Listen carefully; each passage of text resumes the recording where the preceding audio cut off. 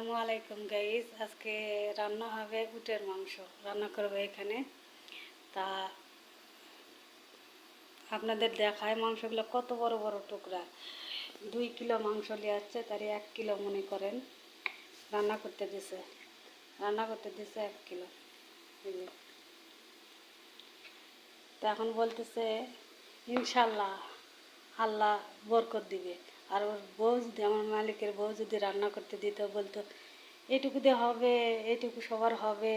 মানে আল্লাহর উপর কোনো ভরসা নেই, আর কোনো জিনিসের উপর মানে বরকতের এরা যে রহমতের একটা বরকত চাওয়া, সেটা চাবে না কখনো।